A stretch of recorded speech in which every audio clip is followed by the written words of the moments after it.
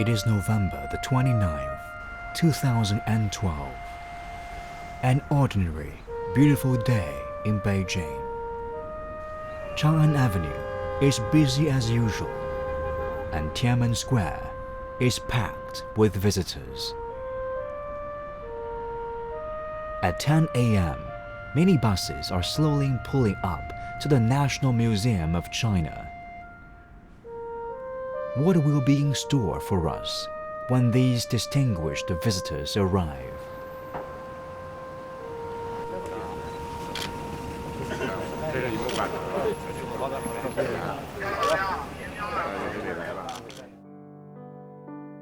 The museum is awe-inspiring. The wall reliefs in the exhibition hall feature some of the most important events in this great civilization, spanning from the four great inventions to the 2008 Beijing Olympics. They vividly depict those unforgettable moments of pain and perseverance, of resilience and revitalization. It has been 15 days since the conclusion of the 18th National Congress of the Communist Party of China. General Secretary of the Party Central Committee Xi Jinping and the other members of the Standing Committee of the Political Bureau Li Keqiang, Zhang Dejiang, Yu Zhengsheng, Liu Yunshan, Wang Qishan, and Zhang Gaoli are visiting a major exhibition entitled The Road of Rejuvenation, which is currently on show in the museum. It's like a journey through time.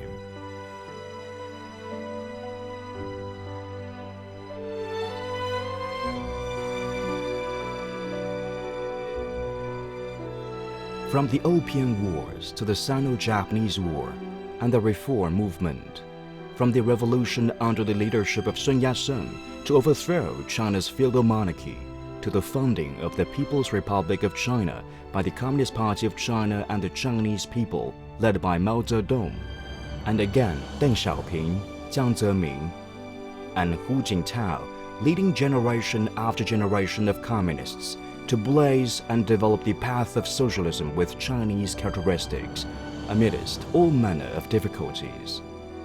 These were all brave and crucial steps on the way to the great rejuvenation of the Chinese nation.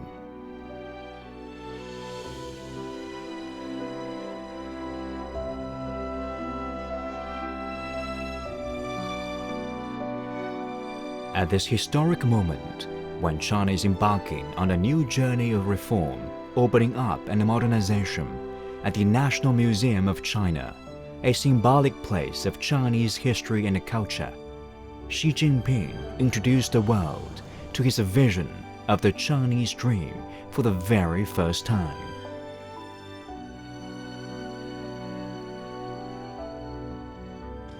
In my opinion, the great rejuvenation of the Chinese nation has been the greatest dream of the Chinese people since the advent of modern times.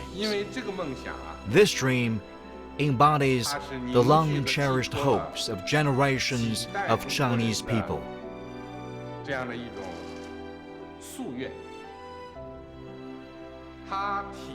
It gives expression to the overall interests of the Chinese nation and Chinese people, and represents a shared aspiration of all the Chinese people. I firmly believe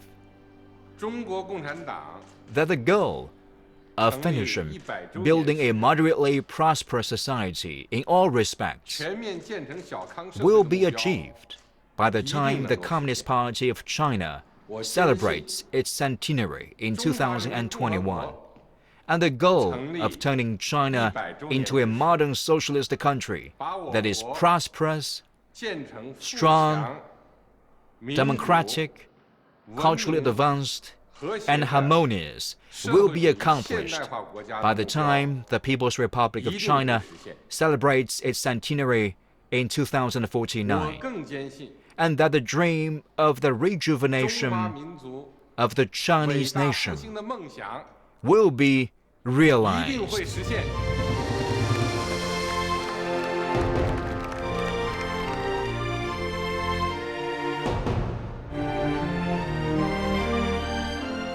The newly elected members of the Standing Committee of the Political Bureau choose to appear together here after the 18th National Congress of the Communist Party of China to present their vision of the future. Undoubtedly, this is a historic commitment, a political declaration.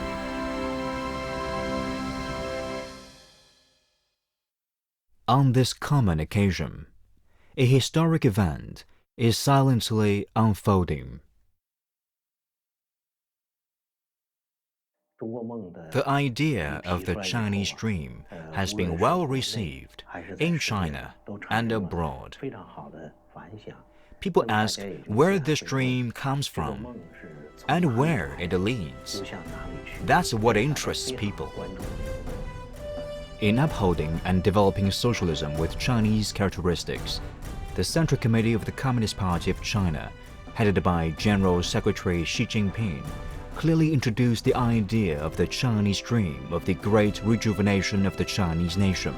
By so doing, the Central Committee gave expression to a wish the Chinese people has cherished since the advent of modern times, brought to light the destiny of the Chinese nation, identified a path of development for contemporary China, set an objective for the party and the Chinese people, consolidated the governing philosophy of the party, and enrich the theory of socialism with Chinese characteristics.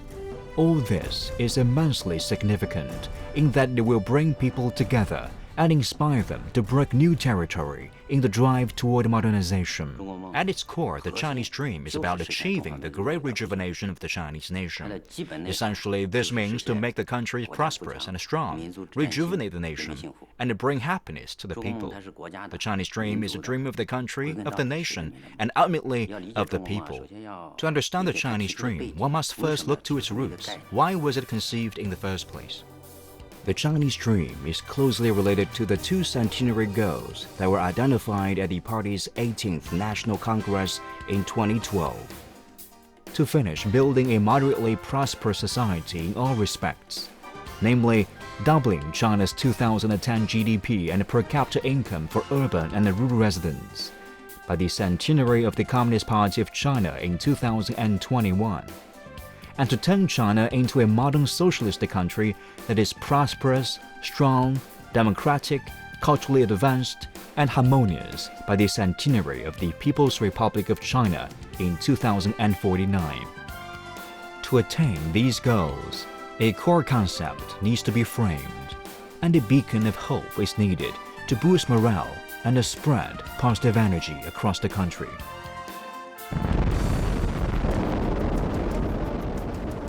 The Chinese dream is at once refreshing and inspiring. It demonstrates the vigor, character, and aspirations of the Chinese nation.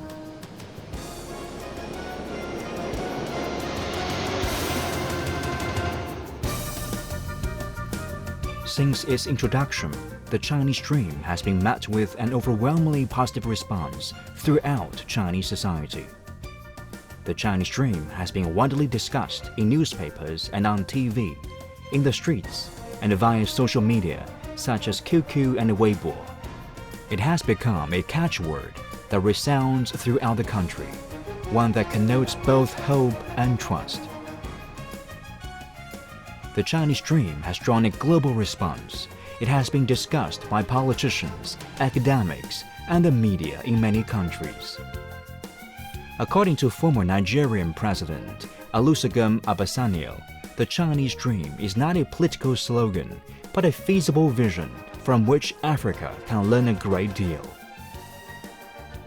American futurist and author of China's megatrends, John Naisbitt, has noted that a strong Chinese leadership and highly educated party membership are taking advantage of a golden opportunity to build the Chinese dream that they have envisioned.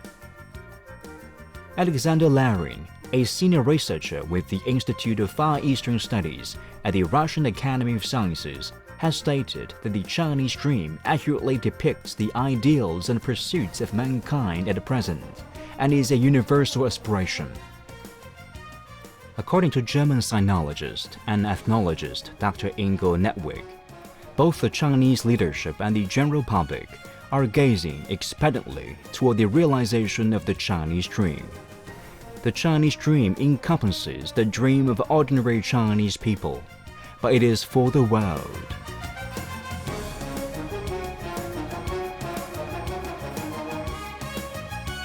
Newsweek ran an article saying that the Chinese dream would have far-reaching impacts and revive China's glorious history. The Financial Times commented that the dream of China not only concerns China's destiny, but also that of the world. The Chinese dream is not about seeking global dominance, but about sharing prosperity, development, and peace with all other countries.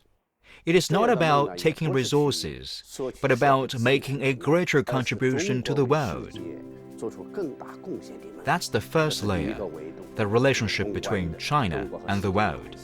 The second layer is the relationship between the country, the nation, and the people.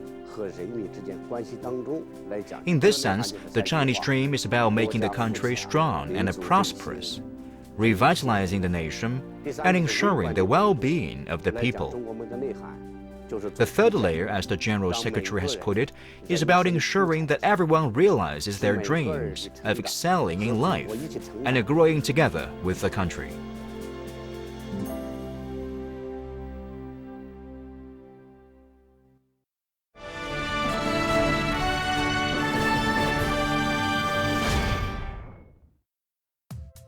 The world has seen great civilizations. Sumeria, ancient Egypt, ancient Babylon, ancient India, ancient China, and ancient Greece. According to historians, the 5 centers of the ancient world were Egypt, West Asia, Greece, India, and China. Chinese civilization has an enduring history of more than 5,000 years. From Fuxi, the legendary founder of Chinese civilization, to Jing Wei, who tried desperately to fill up the sea, from Nuwa patching up the sky, to Yu the Great curbing the floods, from the unification of China by Qin Shi Huang to the glorious Han and Tang dynasties, from the affluent Song dynasty to the prosperous Ming dynasty, from smelting iron to make swords, to the invention of gunpowder, from papermaking to movable type printing, from the use of the compass to Zhenghe 7 expeditions across the Indian Ocean. The many achievements to come from this diligent and intelligent people and their incredible land have garnered the admiration of the entire world.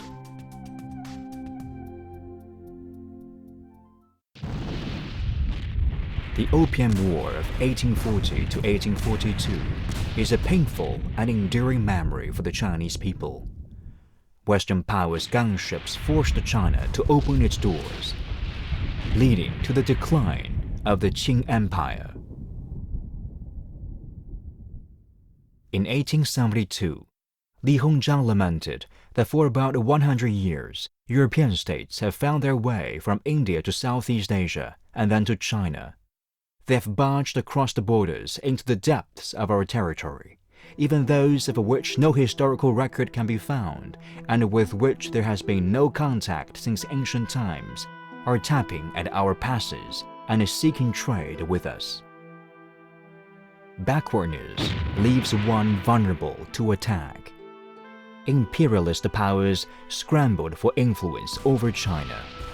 Lost wars, unequal treaties, internal unrest, and external threats plague the country, throwing it into chaos and crisis.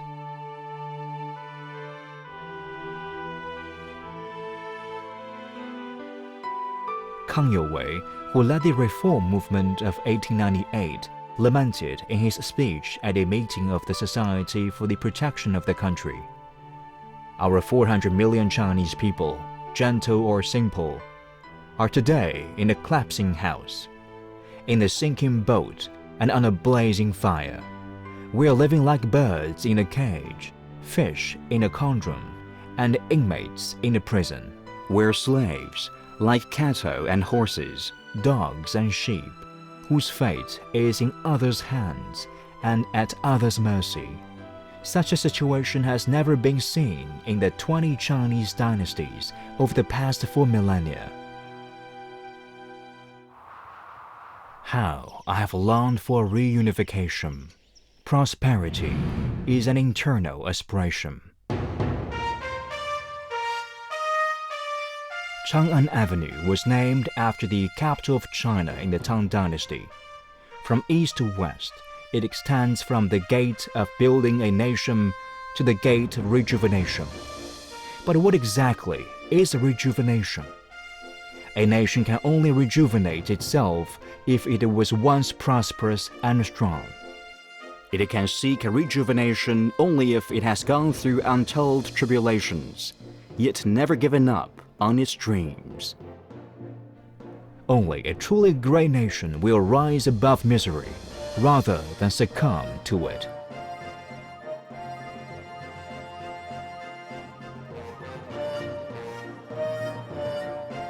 My heart cannot evade the arrow of the God of love.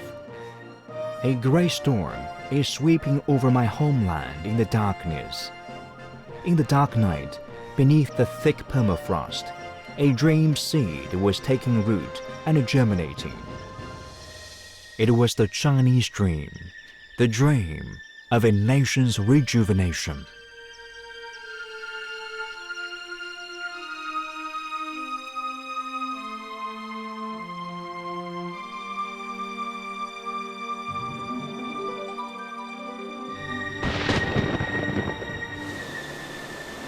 Over the past 150 years, countless Chinese people have laid down their lives in the brave fight for justice and peace. For the Chinese nation, the path of rejuvenation is not an easy one. It is full of hardships and challenges. It is a journey of heroes.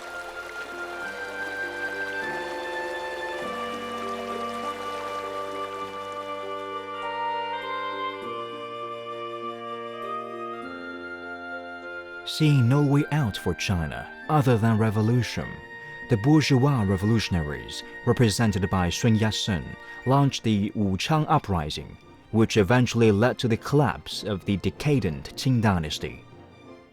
The end of more than 2 millennia of absolute monarchy was followed by the first bourgeois republican government in China and Asia. This was one of the defining historic events of 20th century China.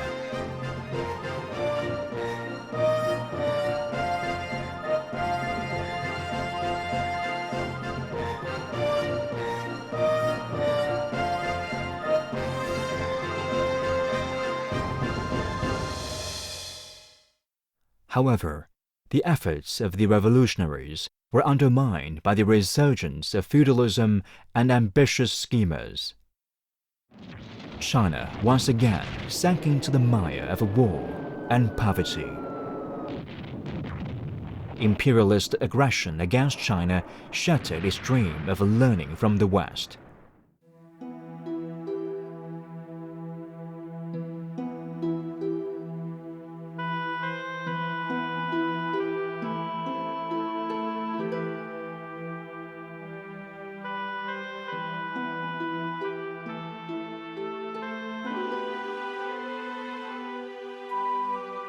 It was at a time of national crisis that the Communist Party of China emerged, staging the unprecedented new democratic revolution to overthrow imperialism and feudalism.